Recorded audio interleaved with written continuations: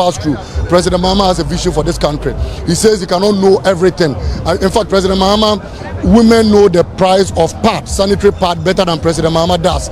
Women know the value of a woman's bank better than President Mahama does. And President Mahama says, I will focus on policy, but at any point in time I forget any, Professor Nana Jane is viable and competent enough to remind me of the Women's Bank, to remind me of the National Apprenticeship Program, to remind me of the boost in young entrepreneurs, and to remind me of 1 million coders that will be trained in this country, to remind me of a 24-hour economy, that women must participate and women must be involved. So like I said, the future of this country will be exhibited today.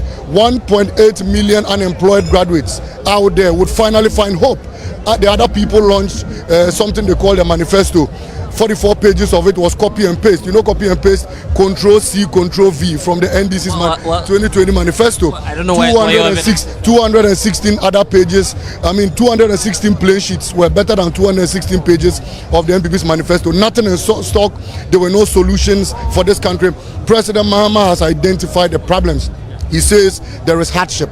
He says there is unemployment. He says there's high cost of living. He says our dollar is weak. He says petrol prices are high. And so he sat down, he's interacted with the TUC, he's interacted with the GPRTU, he's interacted with the persons of the victims of the collapsed banks, and together they have come out with pragmatic solutions towards rectifying the problem of this country. In 2025, my brother, picture a Ghana being resetted. Picture of Ghana doing well in inflation. Picture a Ghana doing well in growth rates. Today, you will be marveled. You have been marveled with President Mahama's credentials already. You are marveled at Kempiski. Today, you will be marveled that President Mahama is indeed a nation builder and is the man who can take this country to the promised land. So we are urging all the youth. They will come with money. Beware. The kicks of a dying horse are really hard and last minutes are dangerous. They'll bring money, they'll infiltrate the system with money, but remember Asin North, that the people of Asin North chose the future of this country other than money. They chose progress other than 200 cedi new notes. If you don't have a bank account or a Momo account, open one. MPP will dole out a lot of money. But on December 7th, vote for John Mahama, vote for Professor Nana Jane, and let's transform the corridors of this country. Thank you very much. Malik, we'll see you. A lot of the dignitaries are coming from this end. Quite a charged atmosphere, I see. The NDC appears to be poised for action come December 2024. There's a clear indication that you have Ghanaians gathered here. That is my happiness. Not NDC supporters. You didn't bust these people here. People are coming all the way from Ashanti region northeast. For instance, how did they get here? For instance, a typical NDC person will not even be clad in blue, and you can see people clad in blue. They are all Ghanaians who have decided that there's somebody who can give clarity in policy, and that is His Excellency John Dramani Mahama. People have voluntarily decided. You can see there are no buses here where people have been bussed.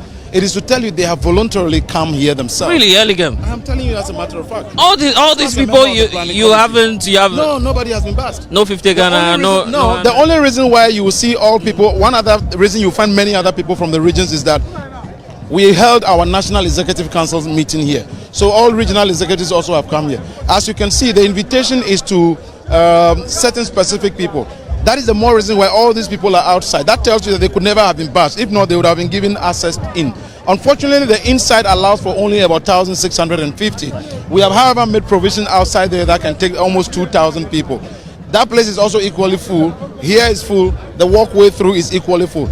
It is very organic, and you can tell. Nobody will bus people here and get them stranded. Nobody will bus people and want them to just come and stand here, even in the rain or in the drizzle. So it is organic. It is because His Excellency John Dramani Mahama and the NDC is the only alternative to ensuring we reset Ghana. And what we intend to do is to make sure we give clarity in policy. Unfortunately, last week you saw not even a regional minister, a regional chairman of our brothers was able to speak well. Meanwhile, these are the people who have been attacking the NDC that we are not good, we are not educated, we can't read well. We now know it's not only Wuntomi and Abronye, but rather they also have the Western Regional chairman in addition to them, which was an embarrassment. You saw how a young lady from the tertiary institution came to say that they had created 21 million jobs. I don't know where that is coming from. But what you witness from here today is clarity. The speakers will be concise, brief, and let everybody know what the NDC has in line for the Ghanaian. We all want peace for the 2024 general elections. Is the NDC committing to peace?